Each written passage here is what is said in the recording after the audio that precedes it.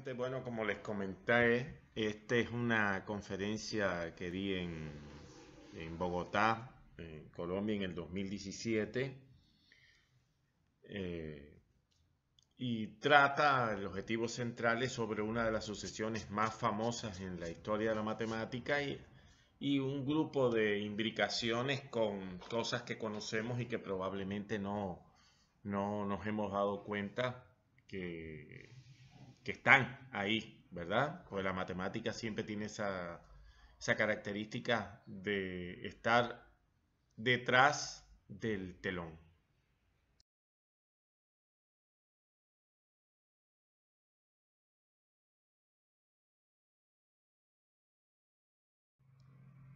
Bueno, probablemente ustedes digan, ¿cómo que voy a empezar una conferencia de matemática con había una vez? Es que así no comienzan los cuentos de niños, digamos, que uno leyó siempre.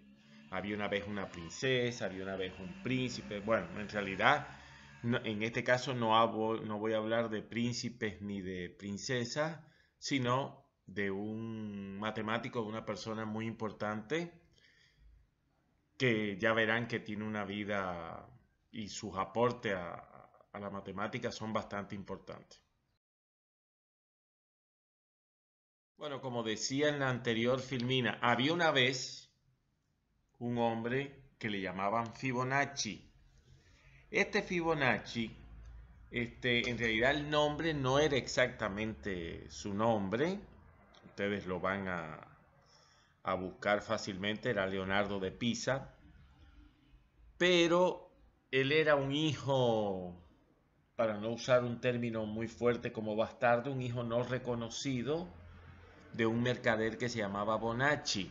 Por lo tanto, y como en italiano, hijo es filio, la contracción de estos dos términos, filio de Bonacci, salió el término Fibonacci, que es el nombre con el que se le conoce en la historia de la matemática, no Leonardo de Pisa. Bueno, en el 1202 aparece un libro escrito por Fibonacci que se llamó Liber Abaci. Eso significa en latín, en realidad no era el italiano como les dije ahorita, sino latín, el libro del ábaco. En otras palabras, el libro que te enseñaba a calcular con los numerales indoarábigos, es decir, los que usamos nosotros hoy, porque durante toda la Edad Media los numerales que se usaron, en particular en Italia y en casi toda Europa, eran los numerales romanos, que son bastante complicados desde el punto de vista de la aritmética, o sea, de las operaciones con ella. Y entonces, uno de los méritos que tiene este libro es que trabaja todo con numerales indoarábigos, con lo cual es mucho más moderno que libros contemporáneos a este. Debo decirles que todavía no había aparecido la imprenta de Gutenberg, que fue en 1484, con lo cual, cuando le digo que escribió, es literalmente escribió el libro y después, normalmente los monjes copistas sacaban copias del libro y así se distribuía. Pero en particular hay un problema en el libro, que es parece un problema muy tonto. De hecho, el problema en sí mismo es muy sencillo, pero que da origen a una cantidad de ramificaciones increíbles en la matemática. Y la pregunta es así: tengo una pareja de conejos que produce cada mes otra pareja, pero que alcanza su madurez sexual a los 2 meses. ¿Qué significa eso? Cuando esa pareja tiene una pareja de descendientes, ellos inmediatamente al otro mes no pueden tener un hijo, sino que tienen que esperar 2 meses para poder tenerlo. Un poco la descripción gráfica viene en la filmina siguiente. O sea, lo que estamos diciendo es que en el primer mes yo tengo una pareja que es joven, por lo tanto tengo que esperar un mes más para que llegue a su madurez sexual. Y a partir de ahí ella tiene una pareja de descendientes que todavía son jóvenes y que para aportar descendientes, para decirlo de otra manera, hay que esperar al mes siguiente y así sucesivamente. Es decir, en el primer mes tengo una pareja, en el segundo mes tengo una pareja, en el tercer mes, donde ya la pareja original alcanzó su madurez sexual y parió, ya tengo dos parejas de conejos.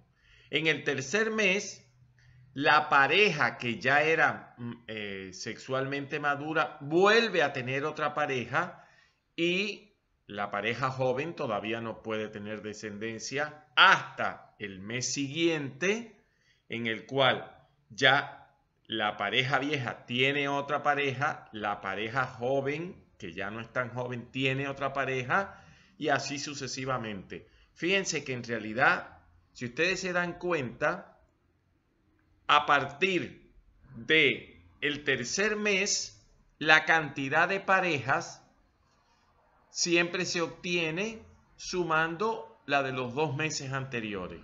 En el tercer mes es 2, que es 1 más 1. En el mes 4 es 3, que es 2 más 1. Bueno, y así sucesivamente. Analizando estos datos, yo puedo sacar que aproximadamente la población crece 1,62 con esa tasa de crecimiento cada mes.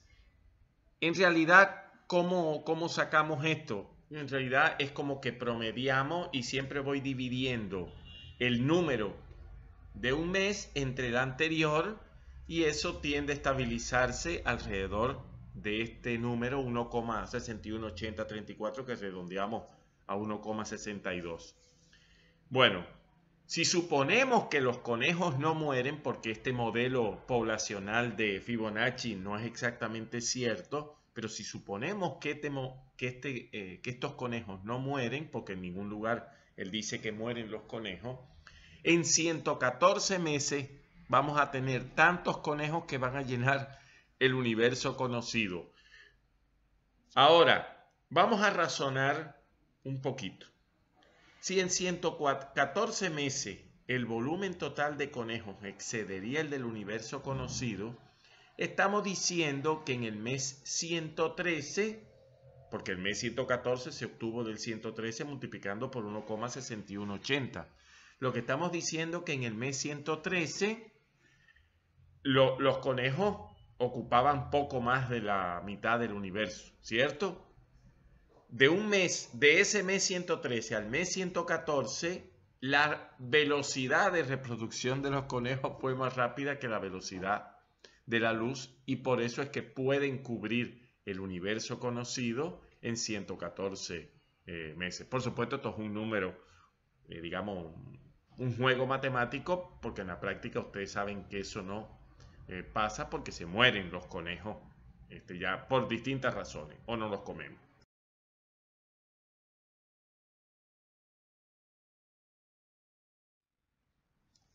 Bueno, acá hay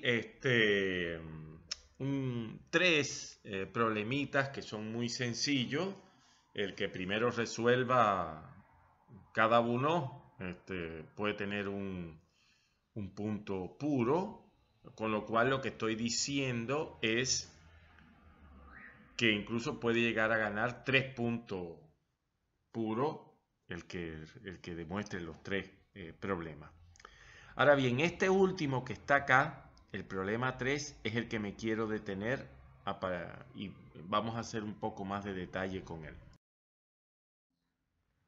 Bueno, si en el problema 3 anterior nosotros consideramos que n es un número par, de la forma 2k, entonces es fácilmente como yo tengo fn al cuadrado, tengo f de 2k al cuadrado y es igual a f de 2k menos 1 por f de 2k más 1. Estos dos son índices impares.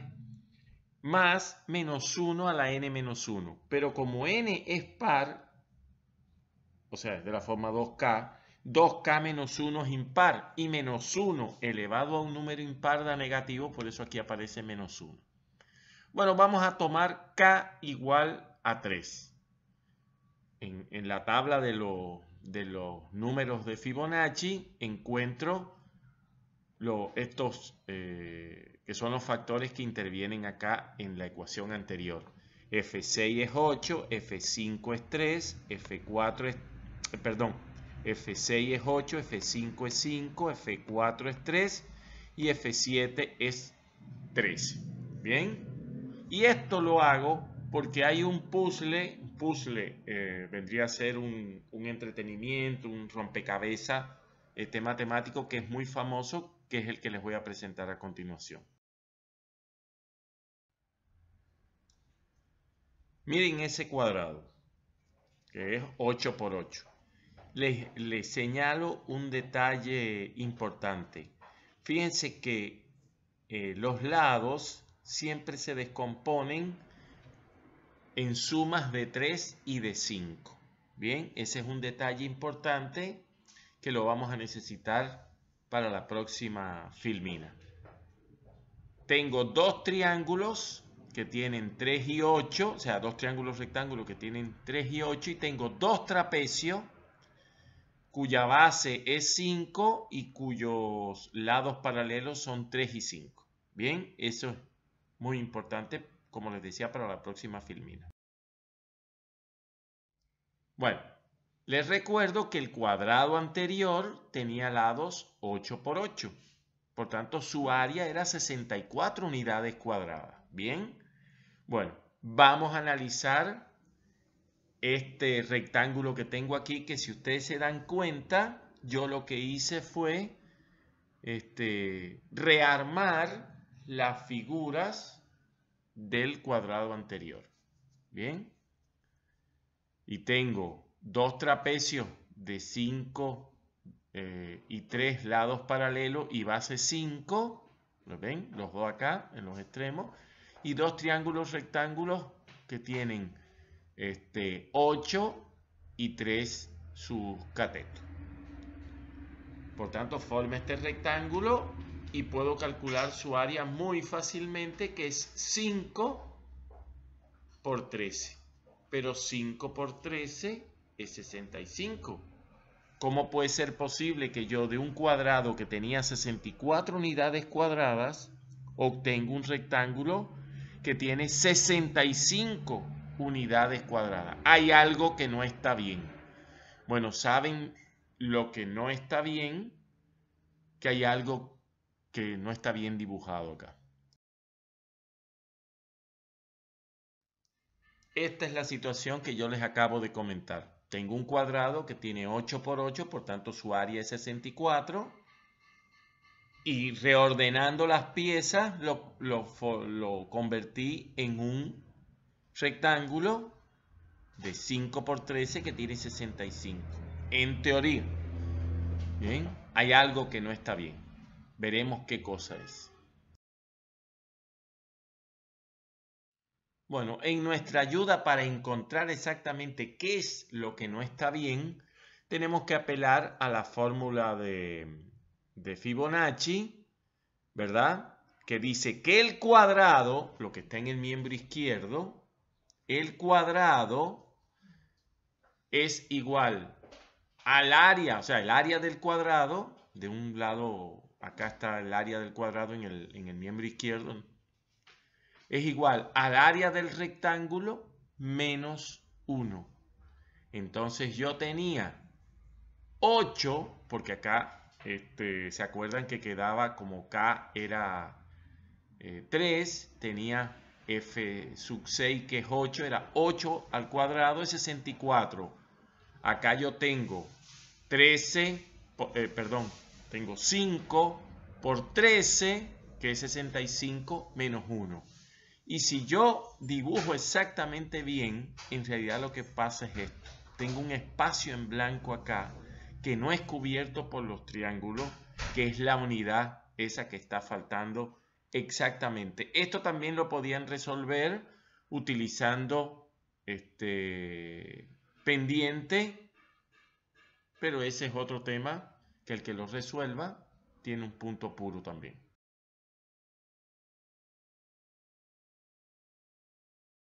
Bueno, volvamos a la sucesión de Fibonacci, pero vamos a hacer un pequeño ejercicio y es, vamos a definir U sub n más 1 como el cociente de f sub n más 1 entre f sub n. Es decir, el índice de U es el índice del que está en el numerador. Si yo me pongo a dividir cada uno de los valores sucesivos en la sucesión de Fibonacci por el valor antecesor, o sea, por el valor anterior, voy obteniendo estos números que tengo aquí, 1, 2, 1,5, 1,66. Bueno, y parece que se estabiliza cerca de 1,619. Vamos a ver exactamente cuál es ese límite. Bueno, para ello recordemos que yo sé que todo término en la sucesión de Fibonacci es la suma de los dos anteriores. Yo aquí lo puse no con n más 2, sino con n más 1, porque me conviene, para decirlo de otra manera. Y voy a dividir toda esta ecuación por f sub n, con lo cual ustedes se dan cuenta que acá tengo, en el miembro derecho tengo un 1 y acá tengo f sub n menos 1 sobre f sub n. Pero por propiedades de las fracciones voy a invertir esto, porque yo sé que dividir por una fracción es lo mismo que multiplicar por su recíproco, con lo cual tengo esta expresión aquí y les recuerdo cómo definimos U sub n más 1. ¿Bien? Bueno, de la definición de U sub n más 1 me doy cuenta que en el miembro izquierdo de la última ecuación esa de la filmina anterior tengo U sub n más 1. Y en el miembro derecho de esa ecuación tengo 1 más 1 sobre U sub n, porque recuérdense que el índice de U es el índice de la f que está en el numerador. Bien, bueno, vamos a llamar L el límite de U sub n. Esta es una sucesión recurrente, con lo cual ese límite, por distintas consideraciones que nosotros no estudiamos, existe. Bien, bueno, si yo llamo U sub n L, obviamente U sub n más 1 tiene el mismo límite que U sub n, con lo cual al tomar límite en la ecuación esta inicial, me queda L es igual a 1 más 1 sobre L. Bien. Tengo una L dividiendo acá. ¿Cómo quito esa L? Multiplicando toda la ecuación por L. Con lo cual obtengo L al cuadrado es igual a L más 1. Si yo paso todo al miembro izquierdo, me queda esta ecuación que está aquí, que recibe el nombre de ecuación característica de esa sucesión recurrente. Esa ecuación de segundo grado, si ustedes usan la fórmula del discriminante, ustedes saben que tiene dos raíces. En realidad nos interesa la raíz positiva, por la propia naturaleza del problema, con lo cual me da el número 1 más raíz de 5 sobre 2. Esa raíz positiva recibe el nombre de Phi, porque hubo un escultor y arquitecto griego muy famoso que se llamó Fidias, y la F del alfabeto nuestro equivale a la letra Phi del alfabeto griego, y bueno, y recibe ese nombre. Ese número, que es un número irracional, se llama el número de oro, y a partir de él se construyen lo mismo el segmento áureo, que el rectángulo áureo, que el ángulo de oro, es decir, todos esos términos, y tiene la acepción, el apellido de áureo o de oro, por muchas de las razones, más de las que voy a poner, pero las que voy a poner van a ser suficientes. Problemita que puede pasar en cualquier escuela, incluso pueden haberlo visto ustedes, y es organizar a los estudiantes en una fila con una única restricción. No puede haber dos varones consecutivos porque son propensos a pelearse. ¿Bien? Bueno, si yo tengo, vamos a ir caso a caso. Si yo tengo un solo estudiante, o es varón o es mujer, con lo cual no hay ningún problema. Hay dos casos, es decir, o es el varón o es la mujer. Si tengo dos estudiantes, obviamente la primera configuración varón-varón no puede darse porque dijimos que no puede haber dos varones consecutivos. Con lo cual puede haber o dos mujeres, que es el último caso, o varón-mujer, mujer-varón. ¿Bien? ¿Cuántos casos admisibles hay en este? 3. Si yo tengo 3 estudiantes, obviamente no va a pasar ni el caso varón, varón, varón, ni varón, varón, mujer, ni mujer, varón, varón. Y hay 5 casos admisibles que están acá. En el caso de 4 estudiantes, bueno, ustedes pueden desechar los casos que no pueden ser y hay 8 casos admisibles. Le llamo la atención. ¿Cuántos casos hay en el primero? 2. ¿Cuántos casos hay en el segundo? 3. ¿Cuántos casos hay en el tercero? 5. ¿Cuántos casos hay en el cuarto? 8. Y así sucesivamente. Fíjense que sigue, de los casos admisibles, siguen la sucesión de Fibonacci, bueno, excepto el primer término como tal, ¿verdad?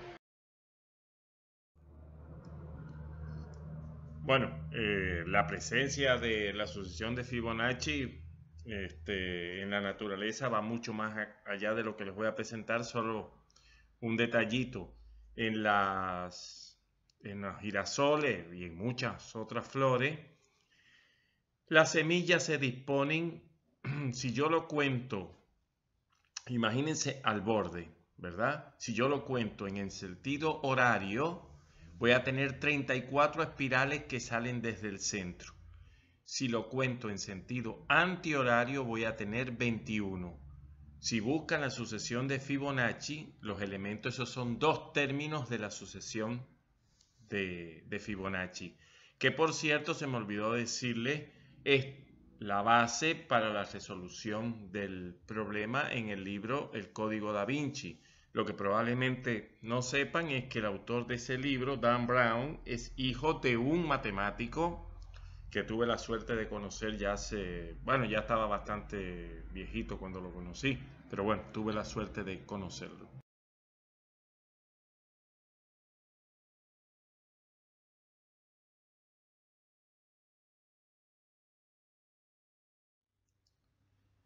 Bueno, si voy disponiendo los términos de la sucesión de Fibonacci, recuérdense 1, 1, 2, 3, 5, 8, 13, 21, 34 y así sucesivamente, voy obteniendo lo que se llama la espiral logarítmica, que está presente en muchísimas partes de la naturaleza, como les voy a mostrar a continuación, en particular caracoles, las huellas digitales, y en muchas pinturas y estructuras de la naturaleza, ya sean animadas como el caracol que está aquí, que es el Nautilus, o este gesto del pelo, sacarlo del agua, o la pintura de Van Gogh, en fin, en mucho, o la Gioconda, por supuesto. Probablemente no sabían es que el símbolo de Apple está dibujado en una escala logarítmica, tal y como les muestro aquí, igual que el de el Twitter, o sea, el pajarito, el tweet, como está hecho aquí. En este caso está representado con círculos. Eso no significa que todo lo que yo pueda representar por la espiral logarítmica sea bueno o me agrada. Aquí les tengo un ejemplo que seguramente no va a ser muy del gusto de ustedes. Estos son un par digamos, de resultados. Uno, que es un teorema que se puede demostrar muy fácilmente. El que lo demuestre también tiene un punto puro. Es decir, recuerden que un triángulo pitagórico es aquel triángulo en el cual sus 3 lados están o satisfacen el teorema de Pitágoras, ¿verdad? O sea, un triángulo rectángulo. Y bueno, y se conjetura, esto que está acá todavía no ha sido demostrado. Ojalá que alguno de ustedes lo haga. Bueno, más que conclusiones, espero que esto les haya, digamos, gustado y despierte el interés de ustedes por múltiples relaciones que hay con la matemática y la naturaleza. Así que seguimos en contacto.